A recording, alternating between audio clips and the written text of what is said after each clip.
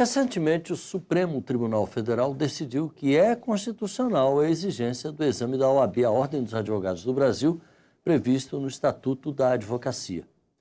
Mas o julgamento do STF não convenceu o deputado Eduardo Cunha, do PMDB do Rio de Janeiro, que apresentou um projeto revogando o item que obriga a aprovação no exame de ordem para o exercício da advocacia. O deputado está aqui com a gente e explica as razões que o levaram a apresentar o projeto. Nosso programa é retransmitido pela Rádio Câmara. Deputado, quais foram as razões? Bom, em primeiro lugar, agradecer a oportunidade e dizer o seguinte, as razões são muito simples. Não é que eu não me conformei com o resultado da decisão do Supremo, é que eu entendo que nós temos que mudar a lei mesmo. Eu estou atacando o dispositivo legal que foi criado em 1994 para aqueles que se formaram depois de 1994 serem obrigados a prestar um exame de conselho de classe.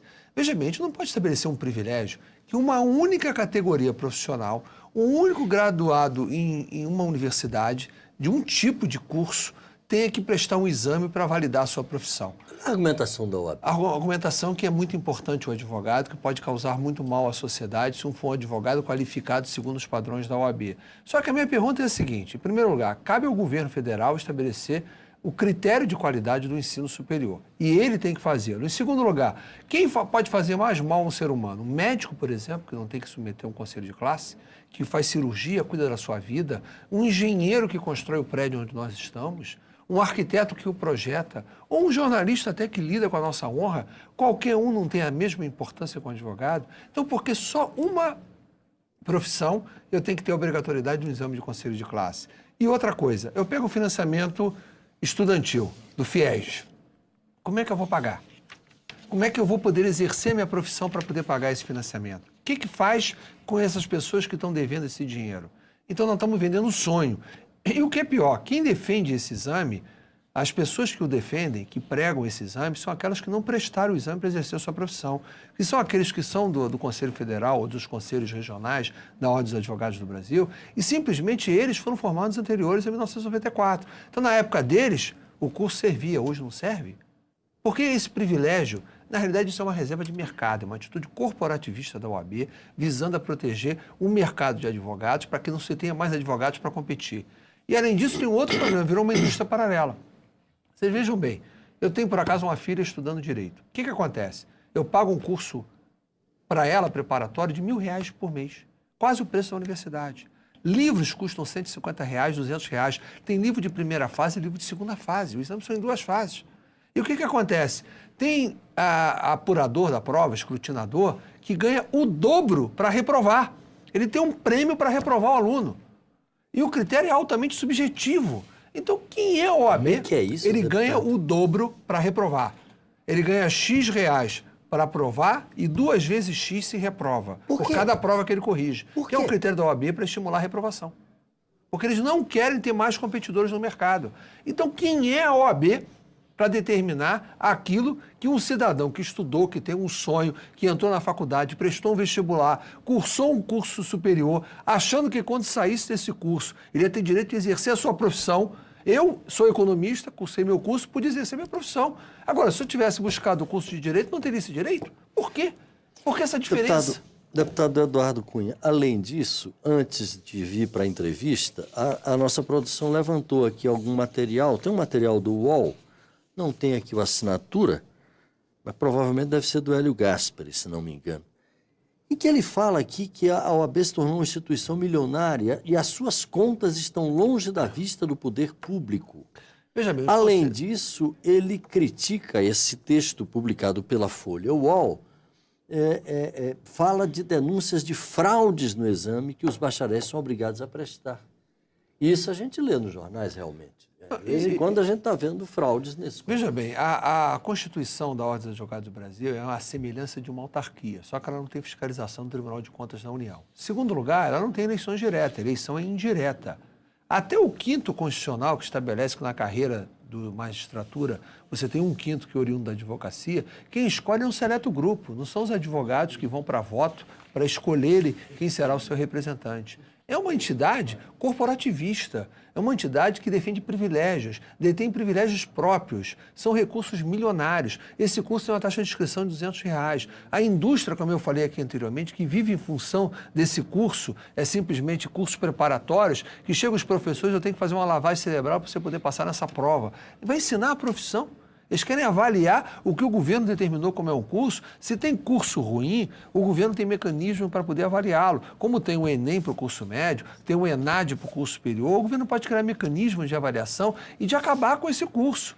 Agora, deputado, há muito tempo, eu me lembro que não é de hoje, essa grita contra o exame de ordem. E não acontece nada. Não, mas eu tenho certeza que vai acontecer. O que faltou foi uma mobilização, essa mobilização está sendo feita. O que aconteceu é que o presidente da Ordem dos Advogados do Brasil foi no Supremo Tribunal Federal e acusou esta casa de ser um pântano.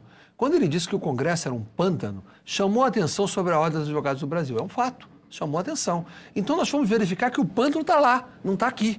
Então ele não tem autoridade moral para querer dizer que esta casa é um pântano. Então, por causa disso, é que o Congresso, de uma maneira geral, tomou consciência dos problemas da Ordem dos Advogados e, consequentemente, agora está resolvendo combatê-los. Passou a ter um projeto aqui de eleições diretas para a eleição da Ordem. Eu entrei com um projeto para ter eleição direta no 5º Constitucional. Eu entrei com um projeto também para que tivesse a ficha limpa entre os membros da OAB, porque eles são autores do projeto Ficha Limpa, mas não aplicam a ficha limpa para a eleição dos seus membros. Então, é preciso que a gente aprenda a contestá-los a partir de agora. Não temos que mostrar, na realidade, que as contas dele são uma caixa preta. Onde vai esse dinheirão todo que eles arrecadam? Esse dinheiro do curso, o que gera de benefícios paralelos? Aquilo é uma caixa preta que precisa ser aberta. Então, o fim do exame é uma forma da gente começar a abrir a caixa preta. Agora, a OAB, como a ABI e outras instituições desse tipo, algumas delas bastante já centenárias, se abrigam debaixo digamos assim, desse guarda-chuva da tradição, etc., etc., e, de certa forma, não estão sujeitas, digamos assim, ao regime ordinário a que todas as outras instituições também estão. Elas deveriam, só que a OAB, ao contrário de todas as outras, é a única que estabelece um exame para você dizer se você pode ou não ingressar dentro dela. As outras, basta eu me graduar, apenas com o meu diploma universitário eu vou e me registro. Pago a anuidade normal de manutenção, isso faz parte do processo. Agora, não é a única que estabelece se eu posso ou não entrar. Que direito ela tem para isso? Agora, deputado, junto às autoridades da área educacional, seria interessante também um trabalho no sentido do aperfeiçoamento dos cursos de direito. Pelo que se sabe, eles andam muito mal no Brasil. Isso, eu acho que, de maneira geral, o curso superior precisa ter uma mudança, uma estruturação, um endurecimento de regras e até de acesso. Isso é uma outra discussão e eu sou partidário dessa discussão. O Brasil é um país que facilitou muito a vida de ingresso em curso superior. Certamente deve ter muitos cursos de direitos ruins, mas também deve ter muitos cursos de economia, de administração, de jornalismo, de engenharia, de medicina ruins. É preciso que o governo haja equanimemente. Não se pode ter apenas um conselho de classe que diz que o governo é incompetente para poder regulamentar os cursos. Então, eu vou regulamentar em substituição ao governo, que é isso que a OAB diz. E para isso ela cobra e para isso ela tem uma indústria derivada. Então, ela não tem esse poder. O governo tem que exercer o seu poder, sim, endurecer os cursos, controlá-los e até desqualificá-los. O que não pode é a OAB querer substituir o governo, substituir o poder e dizer quem pode ou não exercer a profissão se o sujeito foi e se habilitou numa faculdade que foi credenciada e autorizada pelo governo. É um absurdo isso. No finalzinho, uma provocação. O portal IG o acusa de ter se voltado contra a prova, está escrito aqui, depois de a OAB, em 2011, vetar o seu nome para a relatoria do novo Código de Processo Civil. Tem fundamento isso? Em primeiro lugar, a OAB não pode me vetar em nada, porque a OAB não faz parte do parlamento. Eles querem sempre se titular mais. A razão pela qual, não só eu, como todos os parlamentares nessa casa, estão revoltados com a OAB, foi a acusação que o seu presidente fez que essa casa é um pântano. E isso realmente facilitou muito a tramitação desse projeto. Então, a partir daí, nós fomos verificar quem é o verdadeiro pântano. E é por causa disso que esse projeto ganhou força e é por causa disso que ele será aprovado. Deputado Eduardo Cunha, muito obrigado pela sua participação aqui com a gente. Eu que agradeço. Você de casa, obrigado pela audiência. Eu sou Paulo José Cunha. Um abraço e até a próxima.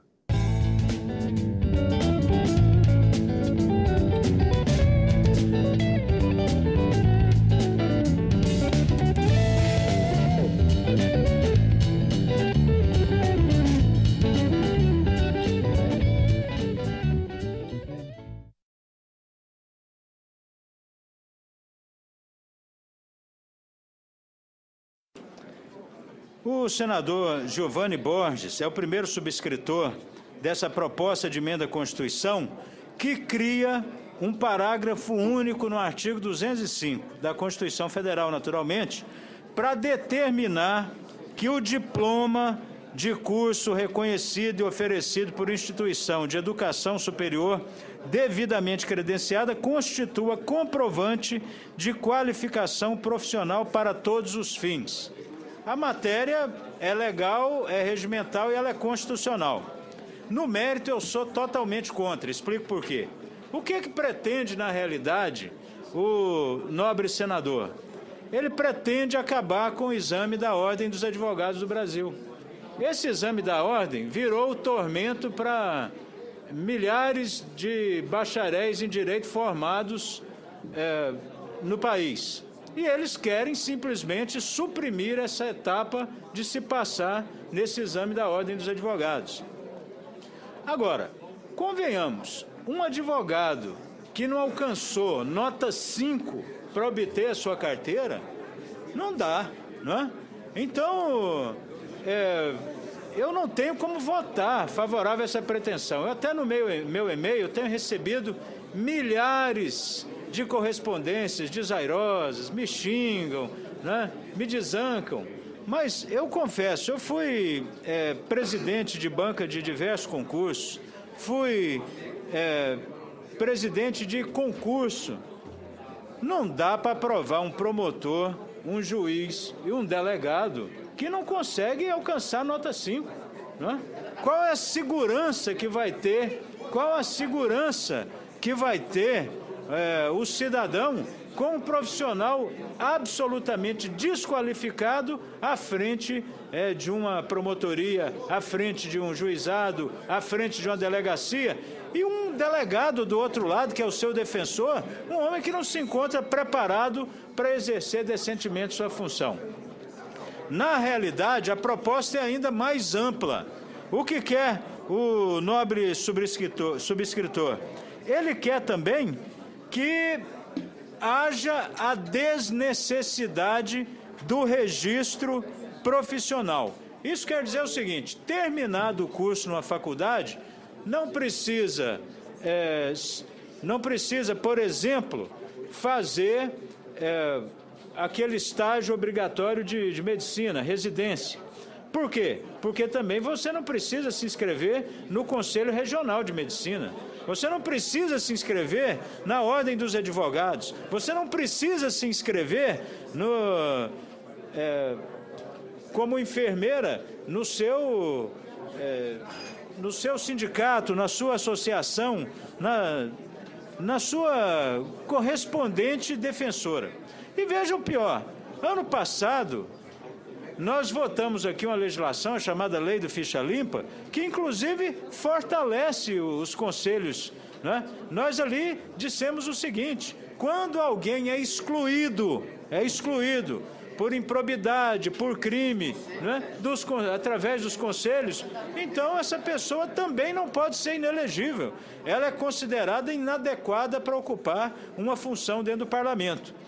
Então, eu penso o contrário. Eu acho que todas as demais instituições deveriam caminhar para fazer um processo rigoroso de seleção. Todos. História, geografia, pedagogia, todo mundo deveria descredenciar aquele que, embora tendo título universitário, não aprendeu nada na faculdade. Doutor Fih, só para a gente finalizar aqui, eu vou pedir para o senhor responder muito rapidamente uma pergunta constrangedora que muita gente fez aqui. O senhor fez alguma dessas provas do exame da ordem recentemente? Como foi o desempenho do senhor? Não fiz nenhuma prova de exame de ordem, mas quero dizer para a sociedade brasileira que é necessário que a pessoa ingresse na ordem pela porta da frente, ingresse através do exame de ordem. O senhor fez alguma dessas provas do exame da ordem recentemente? Como foi o desempenho do senhor? Não fiz nenhuma prova de exame de ordem. A transparência é bom para todos. Não fiz nenhuma prova de exame de ordem. Não fiz nenhuma prova de exame de ordem. Doutor Fih, só para a gente finalizar aqui, eu vou pedir para o senhor responder muito rapidamente uma pergunta constrangedora que muita gente fez aqui. O senhor fez alguma dessas provas do exame da ordem recentemente? Como foi o desempenho do senhor? Não fiz nenhuma prova de exame de ordem, mas quero dizer para a sociedade brasileira que já fiz 3 concursos públicos. concurso público para advogado do Banco Estado do Pará, no meu estado, concurso público para procurador do meu estado do Pará e concurso público para professor universitário da Federal do Pará. Portanto, eu não fiz nenhuma prova recentemente, mas... Doutor Fih, só para a gente finalizar aqui, eu vou pedir para o senhor responder muito rapidamente uma pergunta constrangedora que muita gente fez aqui. O senhor fez alguma dessas provas do exame da ordem recentemente? Como foi o desempenho do senhor?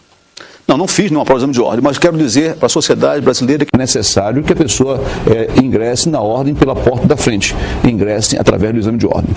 O senhor fez alguma dessas provas do exame da ordem recentemente? Como foi o desempenho do senhor?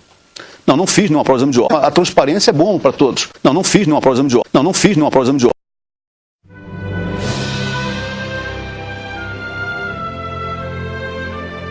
A Comissão de Fiscalização Financeira e Controle hoje fez uma audiência muito importante com o secretário da Educação, o senhor Amaro, e eu reputo de todas as audiências que nós fizemos aqui na casa, nesta comissão, como sendo uma audiência de muita importância, porque ela trouxe para a discussão não só a questão da exigência do exame da OAB para que o aluno, depois de formado, tenha direito a exercer a profissão, que no qual eu sou radicalmente contra. Eu entendo que essa exigência não pode ser exclusiva do direito, já que se esse exame é para evitar que um mau profissional, um profissional inapto, possa trazer consequência a toda a coletividade, então nós teríamos que fazer também para o curso de medicina, para o curso de engenharia civil, ou outros cursos que também pode prejudicar a vida das pessoas se nós tivermos maus profissionais.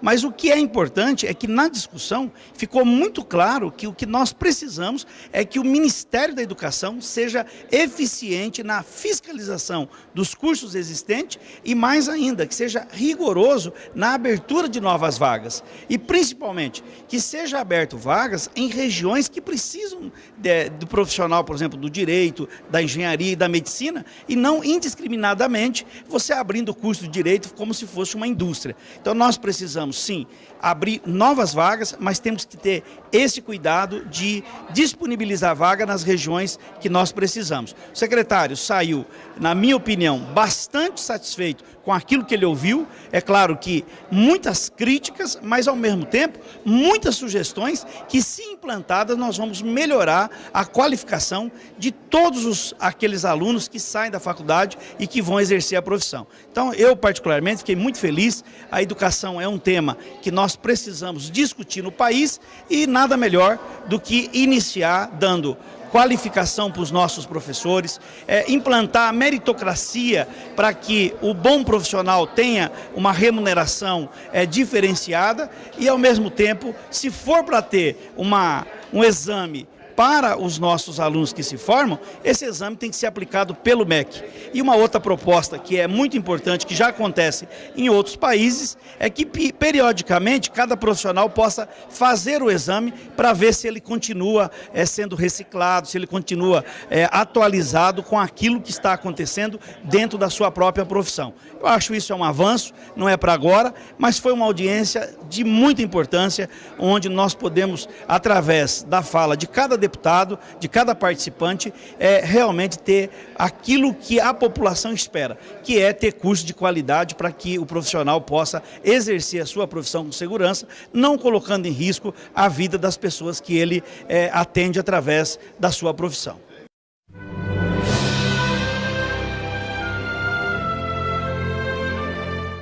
A operação da Polícia Federal, com o nome de Pretório, foi desencadeada logo nas primeiras horas desta quarta-feira. Foram visitadas residências e escritórios de advogados, principalmente do presidente da OAB, Hélio Vieira, de Orestes Muniz e Luiz Felipe Belmonte, além de escritórios de contabilidade em empresas particulares, como uma revenda de carros em Porto Velho, e pessoas físicas que foram supostamente beneficiadas com um esquema de desvio de mais de 150 milhões de reais no Tribunal Regional do Trabalho da 14ª Região, em Rondônia e Acre.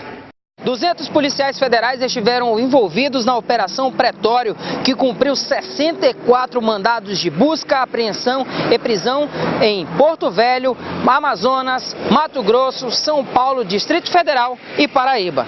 Foram um total de 64 mandados cumpridos em todo o Brasil, né, buscando provas de investigações que temos sobre 2 casos.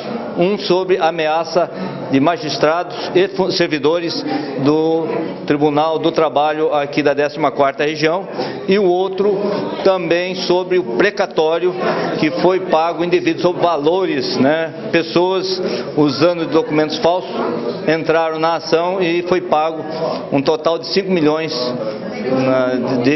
sobre o precatório. As investigações são feitas em parceria pela Polícia Federal, Supremo Tribunal de Justiça, Justiça Federal de Rondônia, Ministério Público Federal e Conselho Nacional de Justiça, que buscam irregularidades no pagamento dos precatórios do processo 2390, que corre desde 1989 e prevê o pagamento de 3 bilhões de reais para servidores da educação do Estado via sindicato da categoria, o Sintero. Durante a Operação Pretório, foi detida a advogada Elisiane Lisiex e o marido, José Hernandes Veloso. Os dois são acusados por falsificação de documentos e estelionato. O processo, que corre em segredo de justiça, também encontrou pagamento irregular de 150 milhões de reais em honorários advocatícios, sendo 100 milhões de reais para apenas um advogado. Isso está dentro dos autos, que está sob investigação no Superior Tribunal de Justiça e também no CNJ, né? E isso consta dos autos, que só um advogado recebeu já a quantia de 100 milhões em honorários. Os responsáveis pelos inquéritos afirmaram que até agora foram afastados das funções o desembargador federal do TRT, Vulmar Coelho, o juiz do trabalho, Domingos Sávio, vários servidores do Tribunal Regional do Trabalho, além do bloqueio de mais de 300 milhões de reais que seriam pagos para a quadrilha. Os detidos na operação, Elisiane Lisiex e José Hernandes Veloso, foram levados para a sede da Polícia Federal em Rondônia, mas não foram permitidas imagens dos acusados. Foram presos 2 pessoas, uma advogada e também o marido dela. Eles consistiam em falsidade de documental para entrar no processo e buscar essas vantagens indevidas. Na história de hoje, o esqueleto estava procurando um atalho, um caminho rápido para riquezas e poder. Talvez vocês conheçam gente assim, sempre à procura de um caminho rápido para chegar na frente de todo mundo. Mas não funciona dessa maneira. As pessoas que têm sucesso são aquelas que trabalham pelo que querem. Por isso, não se enganem com aqueles que dizem que conhecem o jeito rápido. Há sempre dente de coelho. Não se deixe enganar. A maneira certa é a melhor maneira. Até mais tarde, minha gente.